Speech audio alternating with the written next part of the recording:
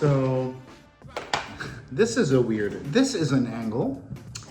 It's a weird angle too. But I don't really super care. I'm cooking, by the way, because I need to do something while I talk about this. You've probably seen the video, the title, the thumbnail,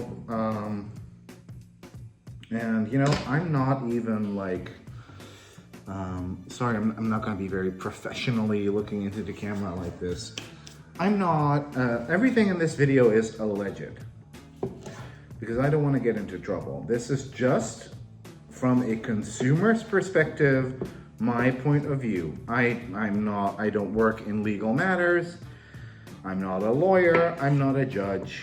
I just want to share my perspective on things. So,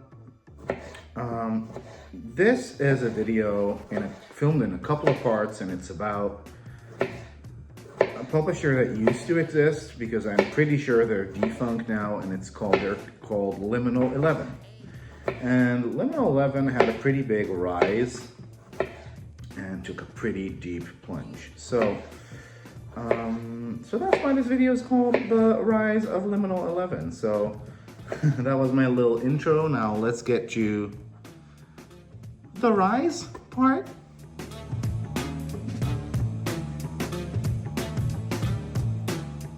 Okay, so Liminal 11 started, I think, sort of, kind of indie. You know, I wasn't there for this part of the ride because I was into tarot, but I wasn't into deck collecting at all. But they did the Luna Soul tarot deck, which is a pretty cool muted RWS clone, which is also a little bit more inclusive than other decks at the time. So it was pretty fresh, pretty new, pretty cool on the scene, if you get what I'm saying. People loved it. Well, people kind of loved it. Yeah, it was a pretty big hit. I don't know if it was a Kickstarter originally. I know my friend Martin has the original deck, but it was something new. It was something fresh. Like it was kind of giving, you know, that exciting period between 2012 when The Wild Unknown was released all the way up to 2018. That era of tarot where lots of new things were happening, people were trying new things. So they came out with that, and then they sort of turned it into a publisher by doing the Modern Witch Tarot, which is another really cool, inclusive RWS clone. I never liked it. People that know me know that I don't really do decks that are like kooky modern takes. I don't want to see people I might know in decks. I want it to be like, honestly, I'm a Thoth tarot kind of girl. So I like abstract shit. I like weird, like pippy shit. I'm weird. I know I'm in the minority. I'm weird, but that's what I like. So yeah, let me grab some cooking stuff because I am actually cooking. This is not just for show. I'm making babi ketchup, which is an Indonesian dish. And with that as a side, I'm doing some sweet and sour cucumber salad, which my mom taught me how to make, and we always used to eat when I was younger. I'm not Indonesian. My mom isn't either, but she lived with an Indonesian woman for ages, so hence the recipes kind of got passed down. So, the Modern Witch Tarot comes out. Everyone loses their shit. Even though it's not for me, I too can recognize that this was sort of a really special moment in mass market publishing. Because it's a tool that is so diverse, and it made tarot so accessible. It brought tarot from the super esoteric down to whatever the fuck you want to call it right now. So yeah. I'm using my cooker sometimes too because I need cooked water, which comes straight from the tap here. So like I said, I apologize, cooking noises are here, can't help it. So that was a huge freaking deal. Um, Also because there wasn't anything like it out at the time. So once again, even though it's not my thing, I can definitely see it for what it's worth. It was a really like special moment in tarot history. The Modern Witch is pretty cool. So they sort of ride off the back of that. They have this thing where you can order special editions from their website. You can kind of pre-order. The Modern Witch has a pretty meh special edition. It's not my thing, but you know, lots of people love it. So it's this whole thing, and it's, you know, and it's cool, and they're from Europe, and it's fresh, and it's something new. And then the decline came pretty quickly for me, at least. So, you know, it was a quick rise and a steady decline. So that's what we're headed into right now. The steady decline. Once again, not a lawyer, not a legal person, steady decline to me as a consumer of Liminal 11. So, yeah.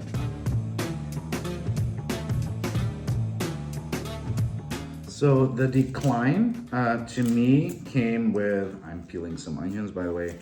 I love that this is a cooking show as well as a gossip show. I feel a little bit like Wendy Williams right now. How are you doing? So the decline started when the pandemic kind of started.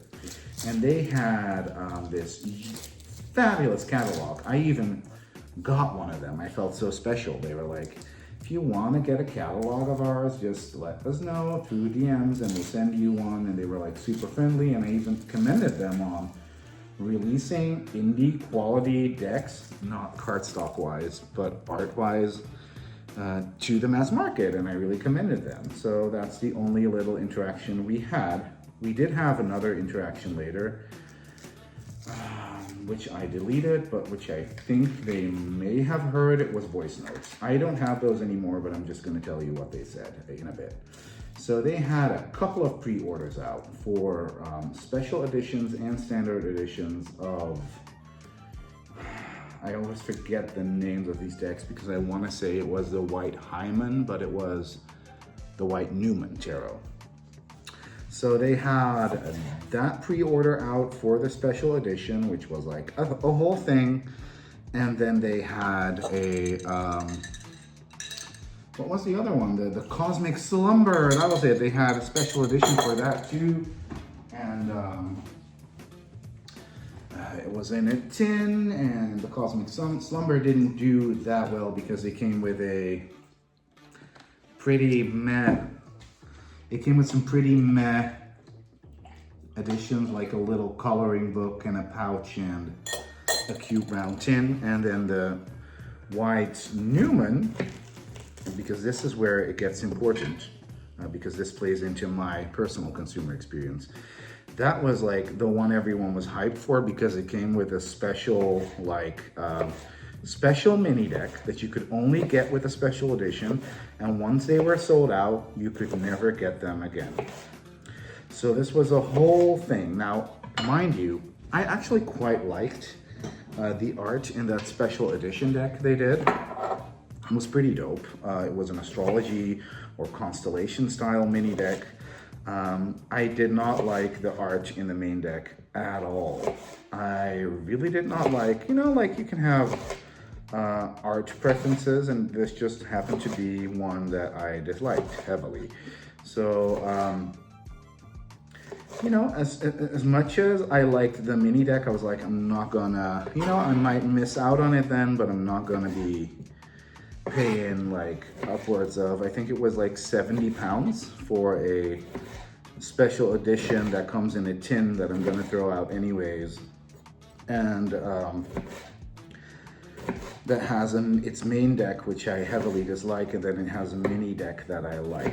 So that was kind of like the whole shablam, and I, you know, let it slide, and I didn't pre-order. But then the pandemic broke out, and everybody was having trouble getting their decks shipped to them. indie people, mass market people, like release dates were getting postponed.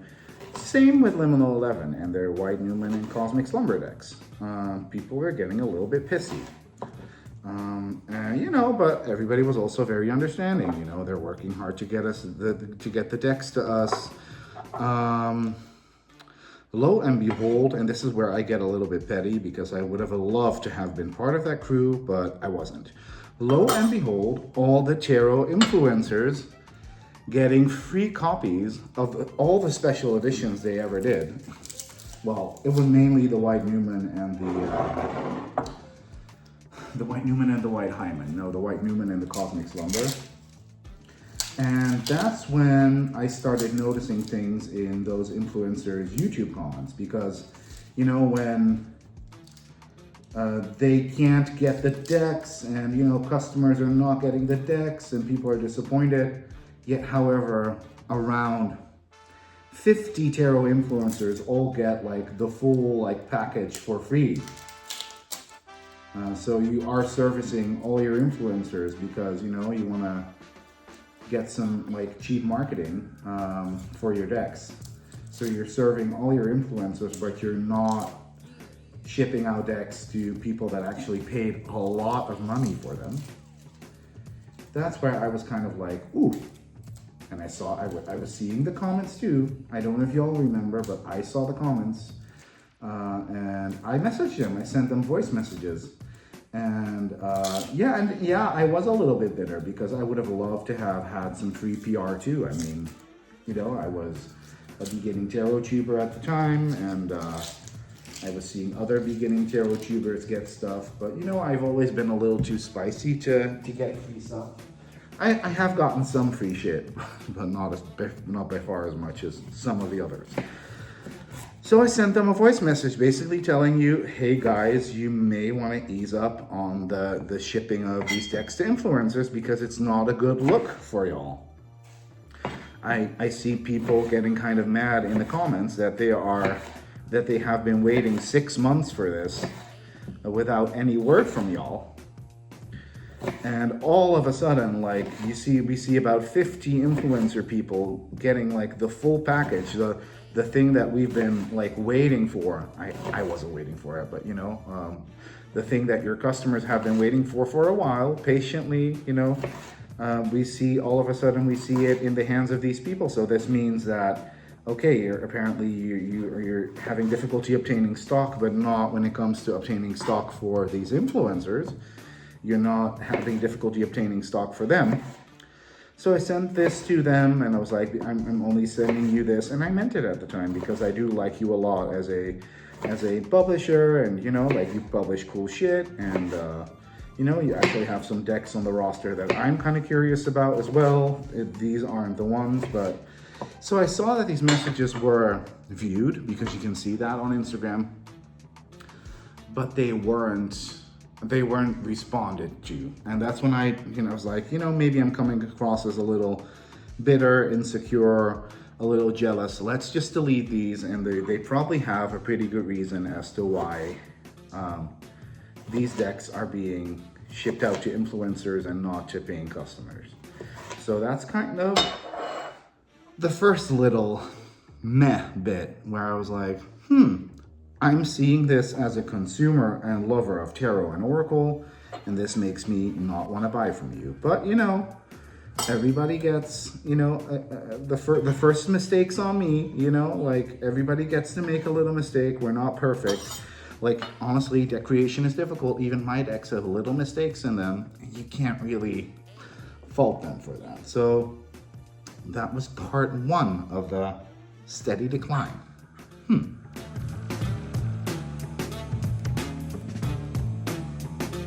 So we just had strike one. Now let's go to strike two. Let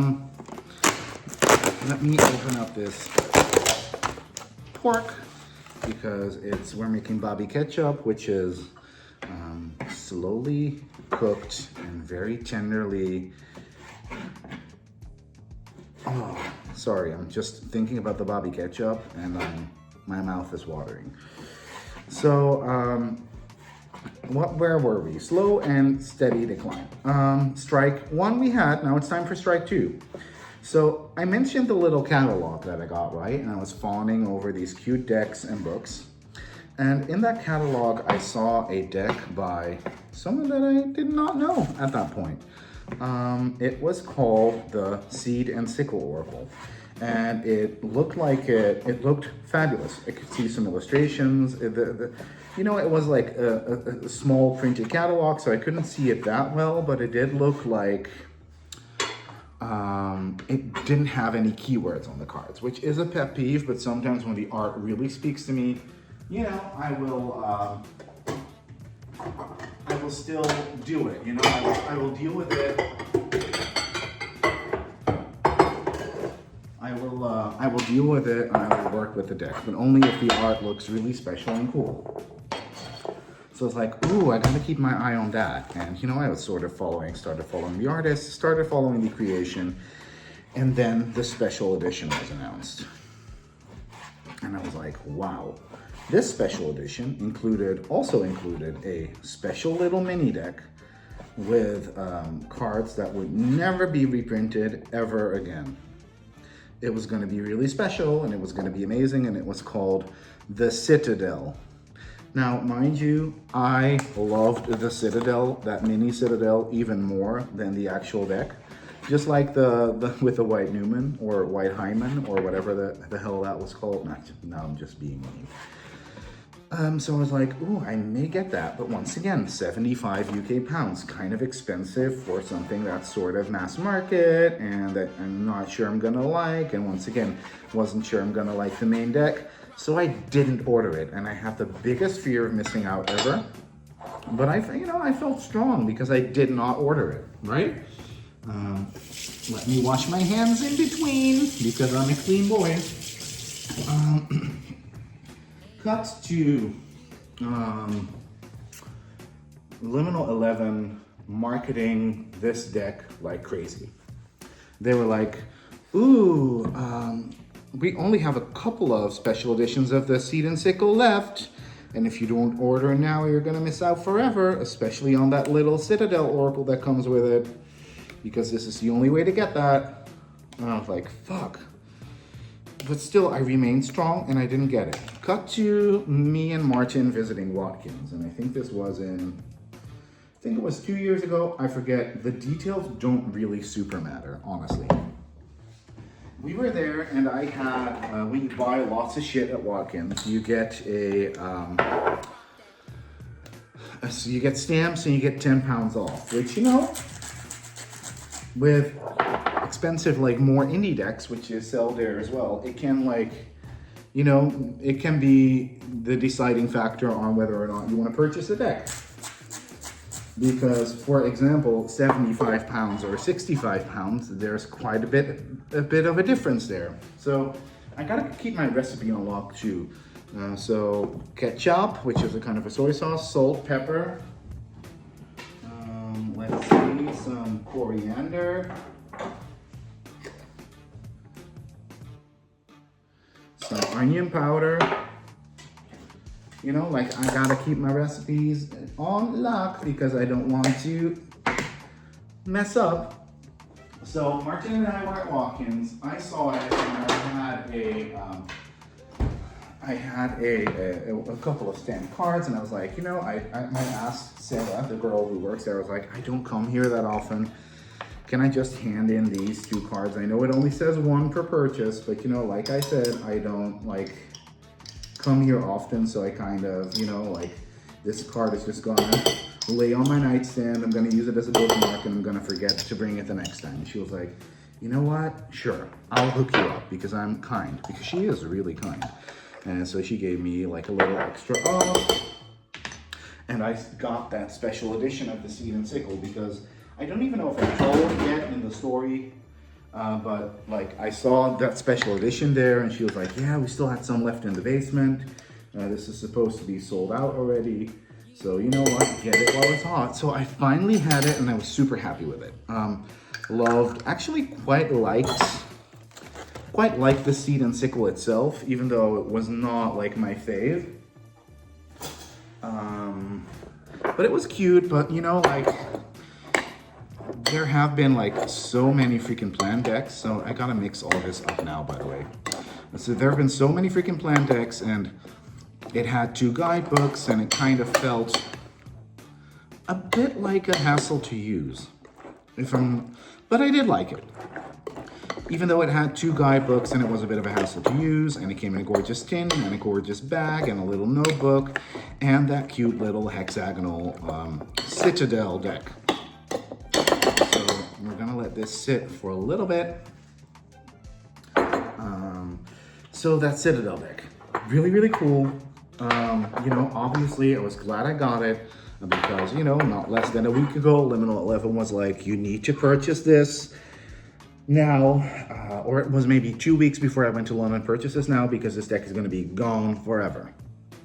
I come home with my extra bag full of decks that I got in London.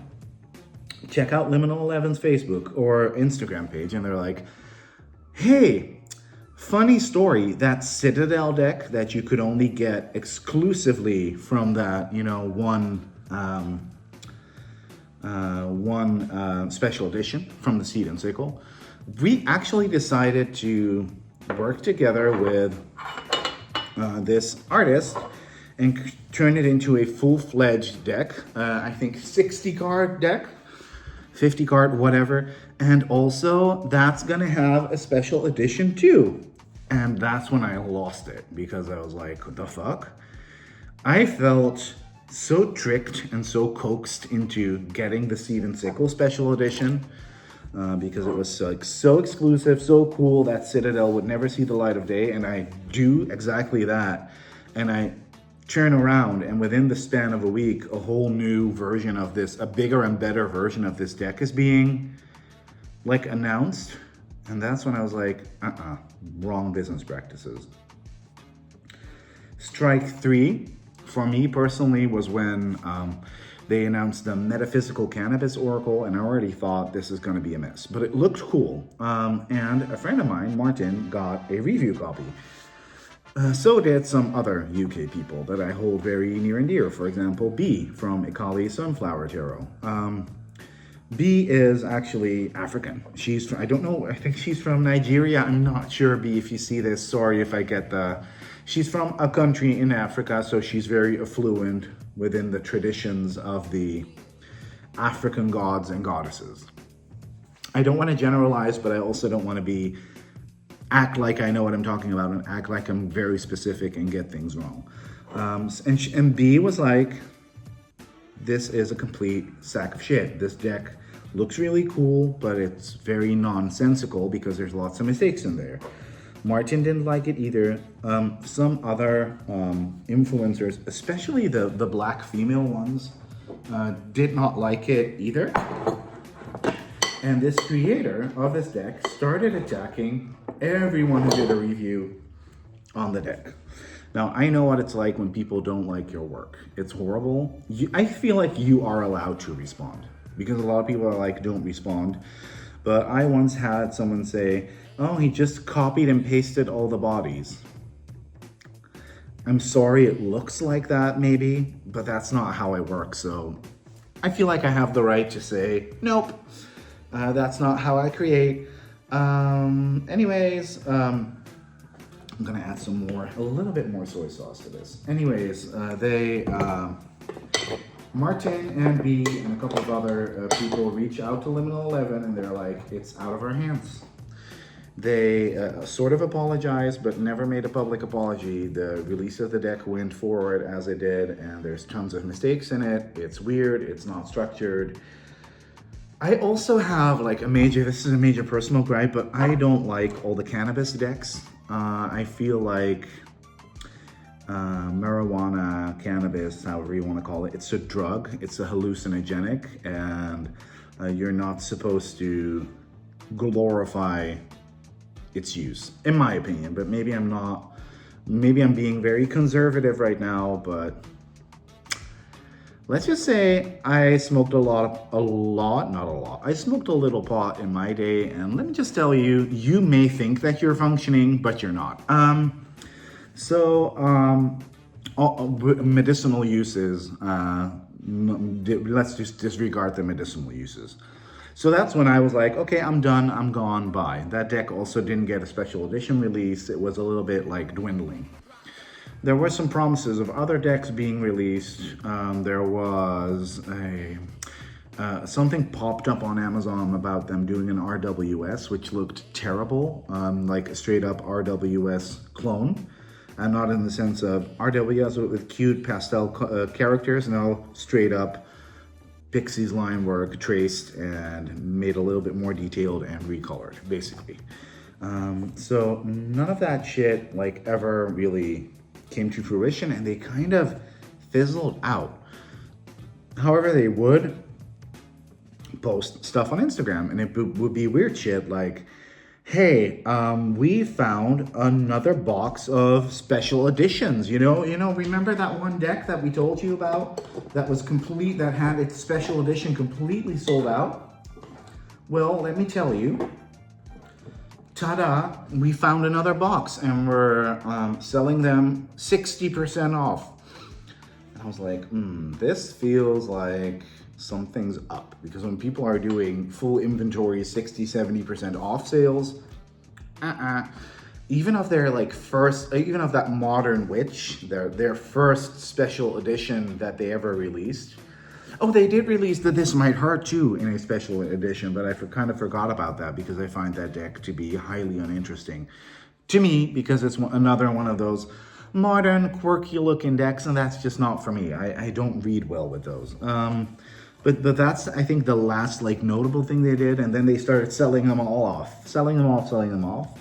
Got to the final nail in the coffin, which I found shocking, and yeah. So let's go to the last part, the demise.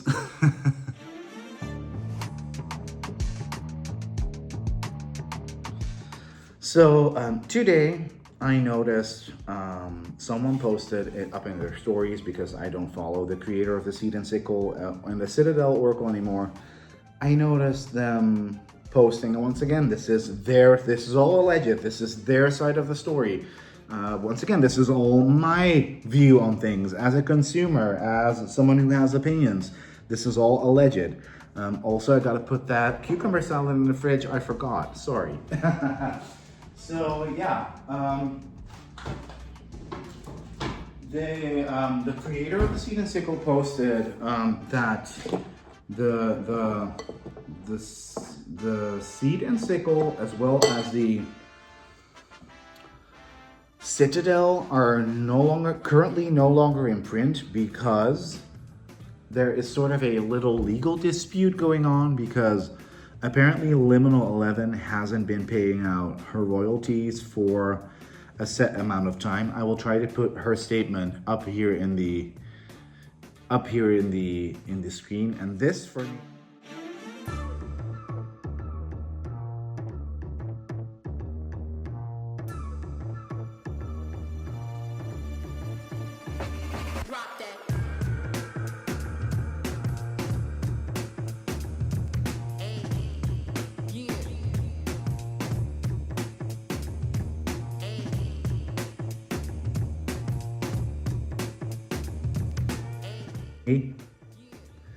Even though Liminal 11 was probably founded because of a genuine love of tarot, divination, and self-help and self-care, but something had always felt off to me and felt a little bit icky to me, and people were like, no, and they're cool because, they have a lot of diversity and they're very inclusive, so they're cool. You gotta stop whining about them because, you're being annoying. You just don't like inclusive decks. No, that's not true.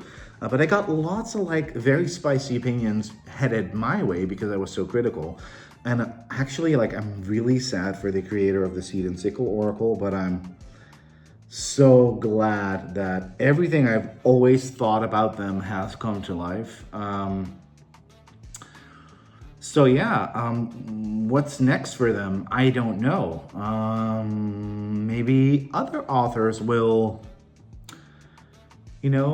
pop their heads out of their little holes under the ground, like little pop the, what is it again?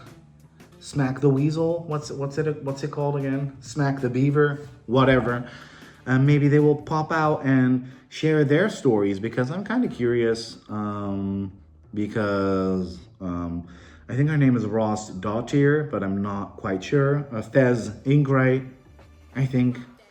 They go on Instagram by Ross Daughter and Faz Ingright, and I kind of like, it's kind of gets convoluted, but they, whatever, can be the only person coming out of the woodworks with stories. So I'm curious, I'm intrigued. Let's see how this all unfolds. And this is once again, even though I know I have spicy opinions, my Aquarius is in Mars, which says a lot. I have spicy opinions, but I'm really, and I know that I'm not political enough to ever be considered, someone who is an influencer or mass market published. Even though I may have the skills, I know that that's probably not going to be for me, because my opinions are too spicy and I'm too passionate about trivial things. But also, I'm so glad that my intuition apparently is never wrong. And I want to close off with that. Always trust your gut, because it's right. And this has been interesting. I hope, I would love to hear more from y'all as well. Did you ever have icky feelings? Did you maybe write or work for them? Do you want to chime in? Do that in the comments below, because I'm curious as hell. Loved talking to you again. Love you. Bye. I'm gonna continue cooking now.